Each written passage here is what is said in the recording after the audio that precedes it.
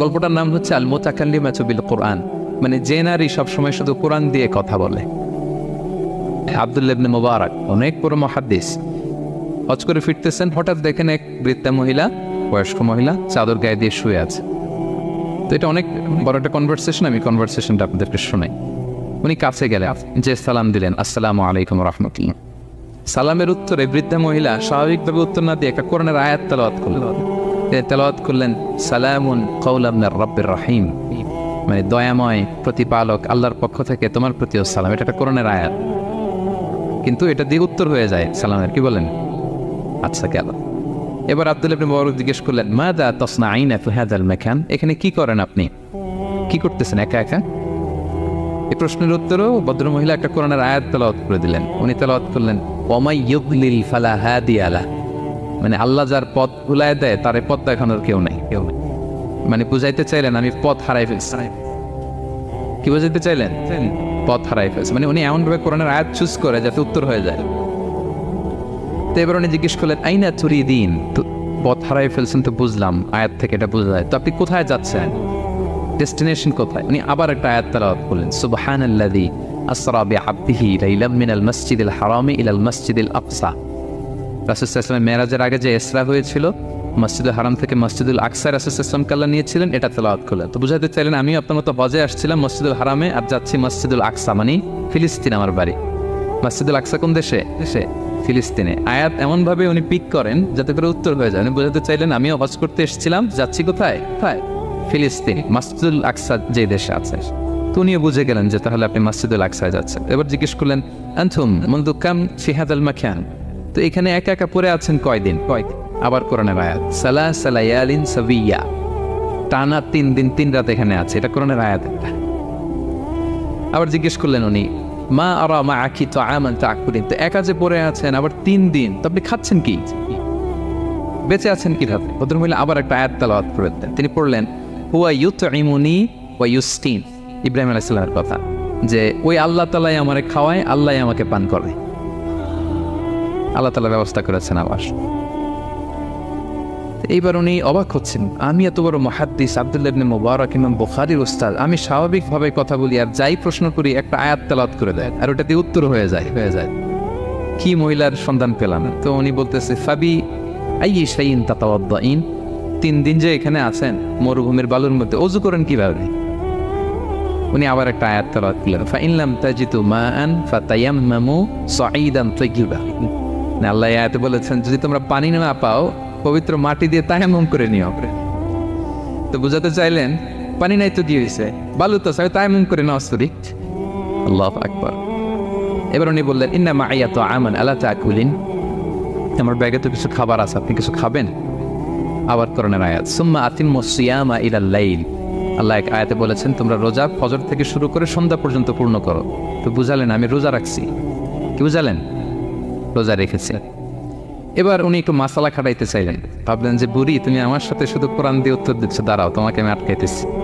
উনি মাসালা খাটাইলেন যে ফাকুলতু লাহা লাইসা হাদা শাহরু রমাদান, তো রোজা রাখছেন মানে এটা তো রমজান মাস না, হজ করে ফিরতেছি আমরা জিলহজ মাসের শেষের দিক, কিসের রোজা? ওই মহিলা আবার একটা আয়াত তেলাওয়াত করলেন যে ওমান তাতাওয়া খায়রান ফাইনাল্লাহা শাকিরুন আলিম, আমি রমজানের ফরজ রোজা তো রাখিনি, এখন আমি নফল রোজা রেখেছি। আয়াতের অর্থ হচ্ছে তোমরা নফল যা করো এগুলো প্রতিদান আল্লাহ তোমাদের বুঝিয়ে দেবে। রমজান না ঠিক আছে জিলহজ, কিন্তু আমি কি রোজা রেখেছি? নফল রোজা। এইবার উনি ধরছেন মাসালা, এবার বলতেছে উবি হালান আল ইফতার ফিস সাফার, সফরে তো রোজা ভাঙা যায়, রোজা তো ভাঙা যায়, খান একটু। এবার উনি কোরআন থেকে আবার তেলাওয়াত করলেন, ওয়া আনতা সুমু খায়রুল লাকুম ইন কুনতুম তা'লামুন, আল্লাহ যে আয়াতে বলেছেন যে সফরের রোজা ভাঙা জায়েজ আছে, ওই আয়াতের শেষে আবার আল্লাহ বলছেন যদি রাখো সব বেশি পাও।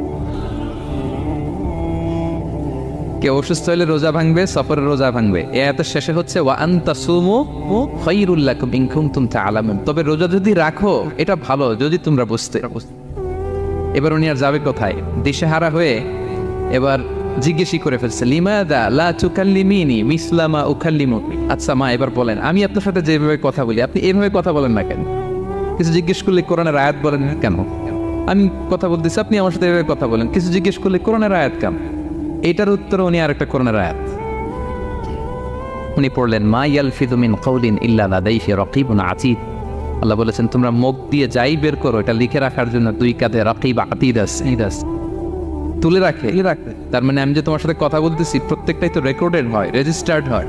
সো এমন কিছু বলি যেটাতে সওয়াব হয়, যেটাতে ভুল না হয়। আল্লাহু আকবার, সুবহানাল্লাহ। কি নারী ছিল, কেমন নারী তিনি ছিলেন, এই পুরো ঘটনাটা শুনবেন? হ্যাঁ, শেষ করবো ঘটনাটা। আচ্ছা, তো উনি অবাক হলেন যে কি মহিলা, এরকম মহিয়সী গরিয়সী নারীও পৃথিবীতে আছে। তিনি বললেন ঠিক আছে মা, আপনি যেহেতু পথ হারাই ফেলছেন, আমার উটটাকে আমি নিয়ে আসি। ফাহাল্লাকা আন আহমিলুকি আলা নাফাতি হাদিহি ফাতুদরিকিল কাফেলা। আমার উটটা নিয়ে আসি, উটে বসেন, আমি আপনাকে এগিয়ে দিয়ে কাফেলাতে যুক্ত করে দেই। আপনি কি রাজি আমার উটে বসবেন? আবার কোরআনের আয়াত, ওমা তাফআলু মিন খাইরিন ফাইনাল্লাহা বিহি আলিম। তোমরা যত ভালো কাজ করো আল্লাহ সেটা জানেন, মানে তোমার এই ভালো কাজ আল্লাহ জানেন, আল্লাহ এর প্রতিদান দিবেন। কলা ফানাফতু নাকাতি, আমি উট বসালাম এবং বললাম ওঠেন। উনি যখন উঠতেছে আমি এভাবে তাকায় আছি, আমি যে তাকায় আছি উনি একটা আয়াত তেলাওয়াত করলেন যে কুল্লিল মুমিনিনা ইয়াগুদ্দু মিন আবসারিহিম। এর অর্থ হচ্ছে নবী হে মুমিনদেরকে বলুন তারা যেন পরনারী দিকে তাকায় না থাকে, চোখ যেন নিচে রাখে, তারা যেন চক্ষু অবনমিত করে। মানে বুঝাতে চাইলেন যে আমি তো বেগানা নারী, পরনারী, তা আমি উঠতেছি, আপনি তাকায়। সে হয়তো তাকায় আছে যে বৃদ্ধা মহিলা উঠতে যদি কষ্ট হয় পড়ে যায়। তো উনি যখন দেখতেছেন তাকায় আছে, উনি বলতেছে ফুল্লিল মুমিনিনা ইয়াগুদ্দু মিন আবসারিহিম। নবী হে বলুন বিশ্বাসীদের তারা যেন চোখ নিচের দিকে করে রাখ। উনি লজ্জা পেয়ে গেলেন। ফাকাদাতু বাসারি, আমি লজ্জায় চোখ নামালাম। এরপর আমি বললাম ইরকাবি ওয়াকাদ আকালতু নাকাতি, ওঠেন। আমি এবার ওটের রশি ধরে টানতে আরম্ভ করলেন। ভদ্র মহিলা উঠেই আবার কোরআনের আয়াত পড়লেন, যেটা আমরা গাড়িতে বা কোনো বাহনে উঠলে পড়ি। তিনি পড়তে আরম্ভ করলেন সুবহানাল্লাযী সাখখারা লানা হাযা ওয়া মা কুন্না লাহু মুকরিনিন ওয়া ইন্না ইলা রাব্বিনা লামুনকালিবুন। প্রশংসা সে আল্লাহ যে আল্লাহ এই বাহনকে আমাদের জন্য বশীভূত করে দিয়েছেন। তিনি বশীভূত না করলে আমরা তো এটাকে বশীভূত করতে পারতাম না। আপনারা যখন গাড়ি স্টার্ট দিবেন এই দোয়াটা পড়েন তো আপনারা। গাড়ি স্টার্ট দিলে, বিমানে উঠলে, ঘোড়ায় উঠলে, যে কোনো বাহনে উঠলে এটা পড়তে হয়, কোরআনের আয়াত। তো এই বললেন, আমি এবার উঠলাম, ওটের জিমাম ধরে টানতে লাগলাম না, আর একটু হই হই শব্দে ওট চালাতে লাগলাম যাতে করে তাড়াতাড়ি যাওয়া যায়। উনি কোরআনের আয়াত বললেন ওয়াকসিদ ফি মাশিক ওয়াগদুদ মিন সাওতিক। কোরআনের আয়াত মানে তোমার চলার ক্ষেত্রে তুমি মধ্যম পন্থা অবলম্বন করো আর গলার সাউন্ডটা আর একটু ছোট করো। এটা কিন্তু লোকমান হাকিম তার ছেলেকে বলেছিলেন যে বাবা তুমি যখন হাঁটবে মধ্যম পন্থায় হাঁটবে, আর শাউট করবে না, নয়েজ করবে, কণ্ঠটাকে নিচু করবে। এই আয়াতটা উনি পড়ে দিলাম। বুঝাতে চাইলেন আপনি হাজি মানুষ ফস করে আসছেন, এইভাবে যাচ্ছেন কেন, আপনি স্লোলি যান। ফাজাআলতু আমশি রুয়াইদান ওয়া আতারান্নামু বিশ-শা'র। এরপর আমি আস্তে আস্তে যেতে লাগলাম আর কবিতা আবৃত্তি করতে লাগলাম। আরবদের অভ্যাস ছিল তারা শত শত লাইন কবিতা মুখস্থ পারত, দিনকে দিন মরুভূমিতে চড়তো আর কবিতা পড়তে। তো আমি কবিতা গুনগুন করে কবিতা পড়তেছি আর যাচ্ছি। এই মহিলা পিছন থেকে আয়াত তেলাওয়াত করলেন আবার ফাকরাউ মা তায়াসসারা মিনাল কুরআন, মানে কোরআনের যেখান দিয়ে সহজ লাগে ওইখান দিয়ে পড়েন। মানে বুঝাতে চাইলেন কবিতা বললে কি লাভ, আপনি কোরআন পড়েন। উনি আবার লজ্জা পেয়ে কোরআন পড়তে আরম্ভ করলেন। এবার যেতে যে কাফেলা থেকে উনি মিসিং, যে ক্যারাভ্যান থেকে মিসিং, ওই ক্যারাভ্যানের সাথে যুক্ত হলেন। এবার জিজ্ঞেস করলেন যে হাদিহিল কাফেলা মান লাকি ফিহা, এই তো আপনার কাফেলা, এখানে কে আছে আপনার, কেউ আছে? আবার কোরআনের আয়াত আল মাল ওয়াল বানুনা জিনাতুল হায়াতিদ দুনিয়া, অর্থাৎ সম্পদ সন্তান এগুলো আল্লাহর দেয়া নেয়ামত। এটা দিয়ে বুঝাতে চাইলেন হ্যাঁ আমার কিছু সন্তানাদি আছে। উনি বুঝতে পারলেন ফাআলিমতু আন্নাল্লাহা আওলাদান ফিহা, আমি বুঝলাম যে ওনার সন্তান এখানে আছে। এবার একটা চান্স পেয়ে গেছে আব্দুল্লাহ ইবনে মুবারক। কি পেয়ে গেছে? উনি মনে মনে ভাবলেন ওনার ছেলেদের নাম কি, এটা জিজ্ঞেস করি, তাইলে তার উত্তর দিতে পারবে না। সুন্দর না প্রশ্নটা? এবার উনি বলতেছে ফাকুলতু লাহা মা আসমাউ আওলাদি, মা এবার একটু বলেন তো আপনার ছেলেগুলোর নাম কি জিজ্ঞেস করলেন। এটা তো আর নান্টু বল্টু সল্টু তো আর কোরআনে পাওয়া যায় না। আমরা নাম রাখি কি সল্টু বল্টু কোরআনে আছে নাই। তো উনি এবার চান্স নিলেন, এবার জিজ্ঞেস করি আপনার ছেলের নাম কি। এইবার আর উত্তর থাকবে না, অনেকক্ষণ আমার সাথে করছে না। তো জিজ্ঞেস করতেছে লাহা ওয়ামা আসমাউ আওলাদি, আপনার ছেলেদের নাম কি একটু বলেন তো। এই প্রশ্নের উত্তরে উনি 3টা আয়াত তেলাওয়াত করতেন। এতক্ষণ তো একটা, এখন কয়টা? এখন 3 নম্বর গিয়ারে চালাইতে। উনি প্রথম আয়াত তেলাওয়াত করলেন ওয়াত্তাখাযাল্লাহু ইব্রাহিমা খলিলা, এরপরে বললেন ওয়া কাল্লামাল্লাহু মূসা তাকলিমা, সবশেষে বললেন ইয়া ইয়াহইয়া খুযিল কিতাবা বিকুওয়া। আল্লাহু আকবার। আমি ইব্রাহিমকে খলিল হিসেবে নিয়েছি, মুসাকে কালিমুল্লাহ বানিয়েছি এবং ইয়াহিয়াকে বলেছি, হে ইয়াহিয়া তুমি তাওরাত কিতাবকে শক্ত করে ধরো। তার মানে বোঝাতে চাইলেন আমার বড় ছেলের নাম ইব্রাহিম, পরের ছেলের নাম মুসা, ছোট ছেলের নাম ইয়াহিয়া। সুবহানাল্লাহ পড়বেন না? কি নারী ছিলেন। কোরআনের বাইরে যেন যাওয়া না লাগে, কোরআন থেকে ছেলেদের নাম চুজ করে রাখছেন। ছেলেদেরকে ডাকলে এই নামেই ডাকেন। এরপর ছেলেদেরকে ডাকলেন কোরআনের আয়াত পড়ে, ফাবাআসু আহাদাকুম বিওয়ারিকিকুম হাযিহি ইলাল মাদিনাতি ফালইয়ানজুর আইয়ুহা আসকা তুআমান ফালইয়াতিকুম বিরিজকিম মিন। এটা সূরা কাহফের একটা আয়াত। গুহাবাসী 7 জন যুবক যখন ঘুমিয়ে পড়েছিল, 309 বছর পরে যখন জেগেছিল, একজনকে টাকা দিয়ে বলেছিল যাও তুমি কিছু খাবার নিয়ে আসো। এই আয়াত বুঝাইয়া তিনি ছেলেদের বুঝাইলেন যে মেহমান আসছে, কিছু নিয়ে আসো খাবার, ওনারা খাওয়াইতে হবে। উনি অনেক হেল্প করছে আমাকে। তো ছেলেরা খাবার নিয়ে আসলো। খাবার দেওয়ার পরে মহিলা আবার কোরআনের আয়াত, কুলু ওয়াশরাবু হানিআম বিমা আসলাফতুম ফিল আইয়ামিল খালিয়া। এটা আসলে আল্লাহ তাআলা জান্নাতীদেরকে বলবেন। আমরা যখন জান্নাতে ঢুকবো আল্লাহ বলবে কুলু ওয়াশরাবু হানিআম বিমা আসলাফতুম ফিল আইয়ামিল খালিয়া। এই দুনিয়াতে এত জুলুম নির্যাতনের শিকার হয়েছে, এত নেক কাজ করেছো, প্রতিদান হিসেবে আজকে জান্নাতের এই নাজ নেয়ামত ভোগ করো।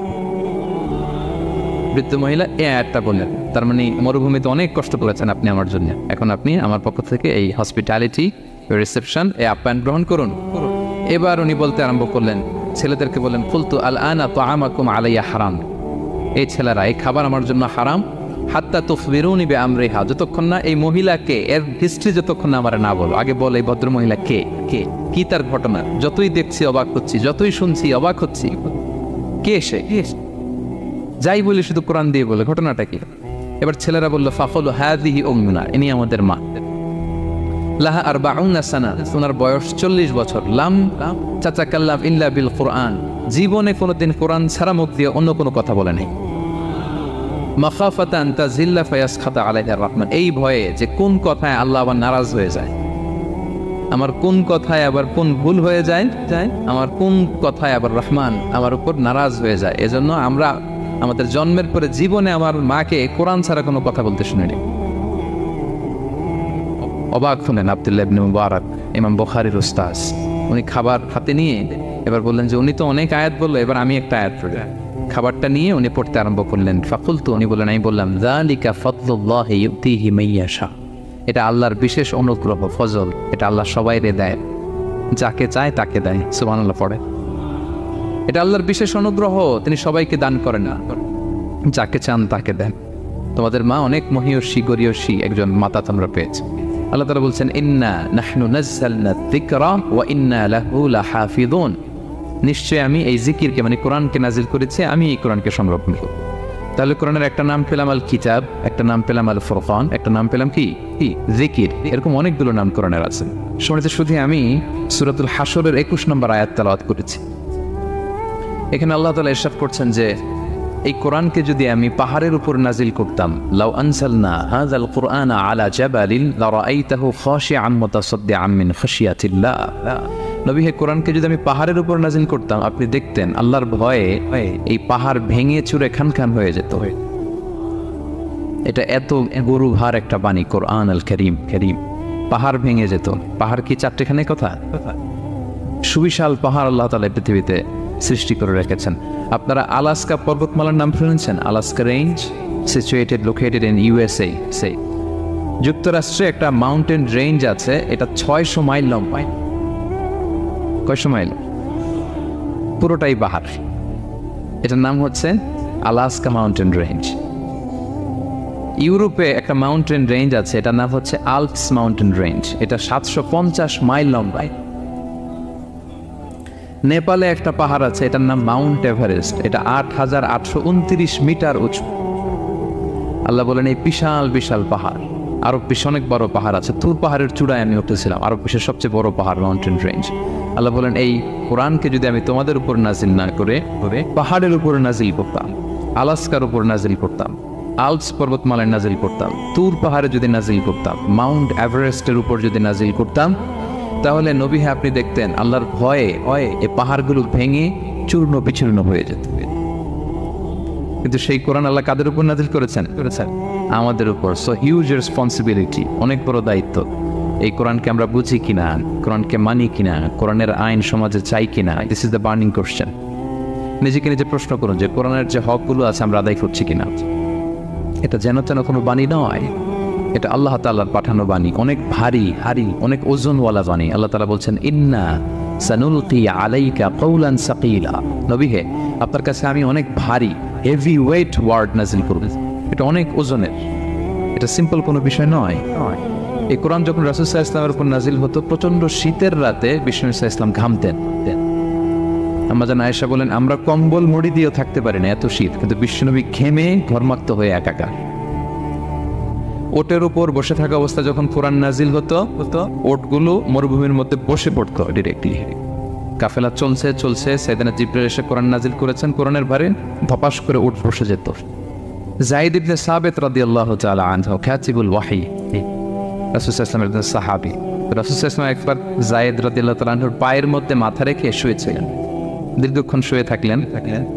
যায়েদ রাদিয়াল্লাহু তাআলা আনহু বলছেন আমার কোনো কষ্টই হচ্ছে না। হঠাৎ করে কোরআন নাজিল হতে লাগলো। কি নাজিল হতে লাগলো? কোরআন। যায়েদ রাদিয়াল্লাহু তাআলা আনহু বলেন দীর্ঘক্ষণ রাসূল সাল্লাল্লাহু আলাইহি ওয়াসাল্লাম আমার পায়ের উপর মাথা রেখে শুয়ে আছেন, কিন্তু আমি টেরি পাচ্ছি। কিন্তু যখন কোরআন নাজিল হতে লাগলো মনে হলো যে আমার পাটা ভেঙে খান হয়ে যাবে। রাসূল সাল্লাল্লাহু আলাইহি ওয়াসাল্লামের মাথার ওজন এত বেড়ে গেল, আমি আর রাসূল সাল্লাল্লাহু আলাইহি ওয়াসাল্লামকে রাখতেই পারছি না আমার পায়ের উপর।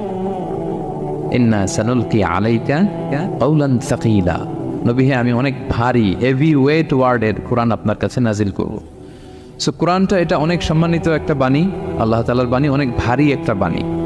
এটা পাহাড় সইতে পারে না, পাহাড় ভেঙে চূর্ণ বিচূর্ণ হয়ে যেত, সে কোরআনকে আল্লাহ তাআলা আমাদের উপর নাজিল করেছেন। সো আমাদের হিউজ রেসপন্সিবিলিটি, অনেক বড় দায়িত্ব যে এই কোরআনকে মেনে চলা, কোরআন পড়তে জানা, কোরআনের অর্থ বোঝা এবং কোরআনের নীতিমালাগুলো আমাদের সমাজে বাস্তবায়ন করা। তো আমরা বলেছি যে আমরা কোরআন দিয়ে আজকে কোরআনের পরিচয় নিব। কোরআনকে জিজ্ঞেস করবো যে কোরআন তুমি তোমার পরিচয় দাও। আমরা কিছু প্রশ্ন করবো, দেখবেন কোরআন অবলীলায় উত্তর দিয়ে দিচ্ছে। আমরা যদি কোরআনকে জিজ্ঞেস করি যে কোরআন তুমি যে পৃথিবীতে এসেছো তোমার হিস্ট্রিটা বলো, কবে আসলা, কবে নাজিল হয়েছ? কোরআন বলবে শাহরু রমাদান আল্লাযী উনজিলা ফীহিল কুরআন, আমি রমাদান মাসে এসেছি, যেন তেন মাসে আসি। কোরআনকে যদি আমরা প্রশ্ন করি যে কোরআন রমাদান তো 29 দিন বা 30 দিন, তো এই 30 দিনের বা 30 রাতের কোন দিন বা কোন রাতে এসেছ? কোরআন বলবে ইন্না আনজালনাহু ফি লাইলাতুল কদর, আমি কদরের রাতে এসেছি। সুবহানাল্লাহ বিহামদি। ওমা আদরাকা মা লাইলাতুল কদর, কে তোমাকে জানাবে কদর কি? লাইলাতুল কদরি খায়রুম মিন আলফি শাহর, কদরের রাত 1000 মাসের চেয়েও সেরা। রাসূল সাল্লাল্লাহু আলাইহি ওয়াসাল্লাম আফসোস করতেছেন, আল্লাহ বনি ইসরাইলের লোকেরা হায়াত পাইছে 1000 বছর 1500 বছর, এত ইবাদত করছে, আমার গুনাহগার উম্মতের কি হবে? আমার গুনাহগার উম্মত তো 60-70 মধ্যে মরে শেষ। আমার উম্মতি মা বাইনা 60 ইলা 70, আমাদের গড় বয়স কত? 60 থেকে 70। আল্লাহ বলেন চিন্তা করো না, লাইলাতুল কদর খায়রুম মিন আলফি শাহর, তোমার গুনাহগার উম্মতের জন্য আমি কদরের রাত দিয়েছি, 1000 মাসের চেয়ে সেরা। তাহলে কোরআনের হিস্ট্রি আমরা জেনে গেলাম। রমাদানে আসছে, রমাদানের কোন রাতে আসছে? এখন যদি জিজ্ঞেস করি তুমি কি একা একা আসছো না কেউ নিয়ে আসছে তোমার, এবার কি উত্তর পাওয়া যাবে? এই প্রশ্নের উত্তরে কোরআন আমাদেরকে জানায় যে আমি একা আসিনি। নাযালা বিহির রূহুল আমিন। রূহুল আমিন হচ্ছে জিবরাইল আলাইহিস সালামের একটা নাম, বিশ্বস্ত আত্মা।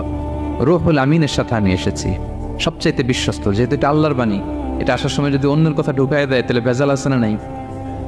আমিন, বিশ্বস্ততার সাথে যে পৌঁছে দিবে, বাণী বাহকের কাজ করবে, এরকম সবচাইতে বিশ্বস্ত ফেরেশতা জিবরাইলকে দিয়ে আমি পাঠিয়েছি। তাহলে কোরআন একা আসে, সবচাইতে শক্তিশালী ফেরেশতা।